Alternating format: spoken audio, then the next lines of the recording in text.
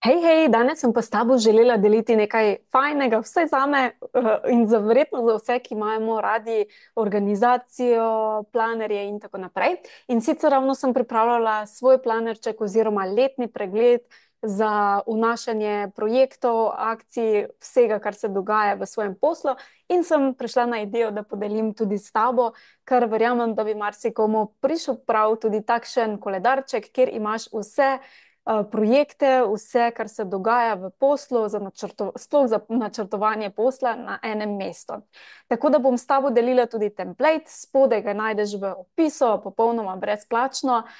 Jaz osebno uporabljam v bistvu zraven tega načina, uporabljam 12-tedensko leto. To je način, kjer v bistvu planiram za 12 oziroma 13. 13. teden je običajno namenjen počitku, sprostitvi, kot nekemu dopustu, ampak drugače pa planiram za posel 12 tednov naprej. In pokažem ti, kako deluje, če tega sistema ne poznaš, bom spodaj pripela še en video oziroma link do videa, kjer pa ti razložim vse o tem 12-tedenskem letu, kakšen je proces, kako ga narediti, tako da če te zanima, lahko pogledaš potem tudi to. Ok, zdaj pa ti pokažem, kako izgleda predloga. Najdeš jo torej spodaj v opisu. In sicer je sestavljena, gre za Google predlogo, tako da jo lahko snameš na svoj račun. In sicer ima dva zavihka, torej prvi je za načrtovanje oziroma za zastavljanje ciljev in pa da se zastavi v bistvu, kdaj bo katero cilj narejen, kdaj se bo delalo na njem, zaradi tega, da pač potem tudi lažje veš, da si ne zadamo, verjetno nisem edina, ko si potem v en teden zadam 5 projektov in seveda je potem nemogoče vse rešiti. Tukaj recimo potem opišeš recimo stolpec za cilj.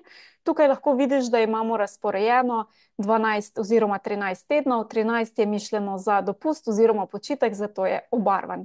In potem lahko za vsak teden torej si napišeš torej datum od kdaj do kdaj je ta teden, tako da lahko v bistvu to predlogo zmeraj znova tudi uporabljaš. Tukaj potem napišeš cilje, ki jih imaš recimo za to obdobje.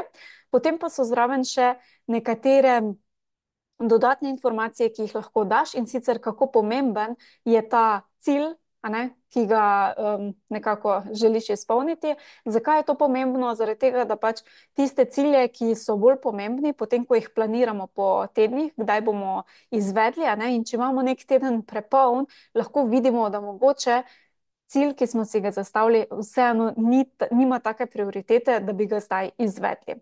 Potem lahko določaš, ali je to osebni ali je to poslovni cilj in pa koliko tednov potrebuješ za realizacijo tega cilja. Recimo, da rečemo 2 tedna in ko je cilj zaključen oziroma ko smo ga realizirali, lahko tukaj pokljukaš, da imamo potem zelo jasno, pogledamo recimo čez 12-13 tednov, kateri cilji so nam uspeli, kaj nam je uspelo narediti in da imamo tako črno na belem, kaj želimo praznovati. In zdaj, ko imamo tukaj označeno, torej recimo, da je to poslovni cilj, da imamo označeno 2 tedna, potem samo zberemo, v katerih 2 tednih bo to narejeno. In enostavno lahko pokljukaš, ali sta to 2 zaporedna tedna, ali mogoče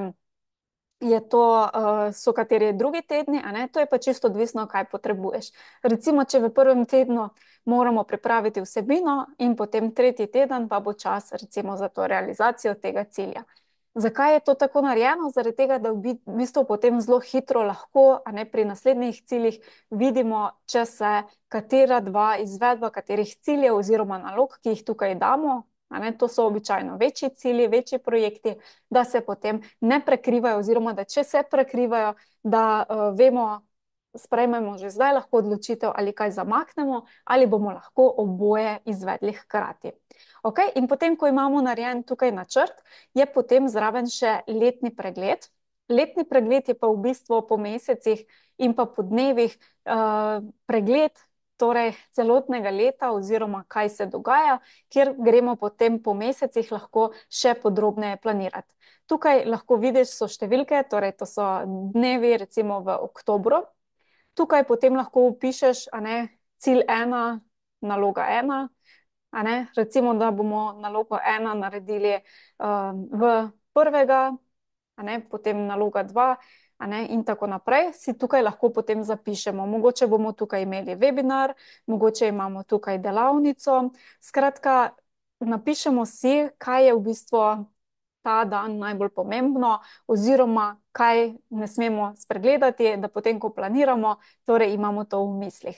Tukaj zraven vsakega meseca je na voljo še en taki stolpec, kjer si lahko ali napišeš po želji dan, ponedeljek, torek, sreda, ali pa kar jaz naredim, je v bistvu, da si označim, kateri teden je kateri. A ne? Naprimer, to je pri meni bi bil potem prvi teden in potem običajno skupaj zložim in si napišem recimo teden ena, potem teden dva. Zakaj? Zaradi tega, ker je potem, ko pridemo do tedna prvi, še niso problema, ne?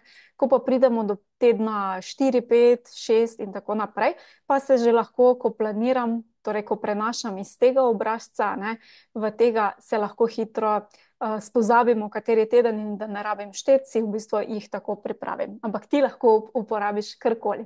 Zdaj, nekaj verjetno zelo posebnega, kar mogoče še nisi videl ali pa videla na nobenem koledarčku, je naslednji stolpec, kjer določiš, v katerem času cikla si.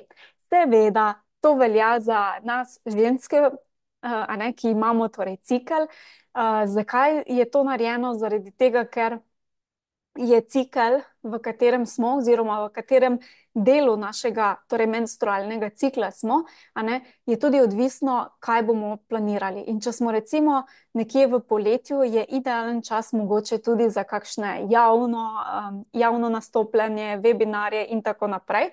In lahko potem, če imamo v tem koledarčku, tudi lažje to planiramo. Zaradi tega v bistvu meni to zelo lepo koristi, pa še zraven imam, torej spremljam svoj cikel. Zdaj, če si moški ali če tega ne želiš spremljati, lahko to seveda tudi spremeniš, tako da klikneš gor, zbereš svinčnik in se ti zraven odprejo polja. A ne?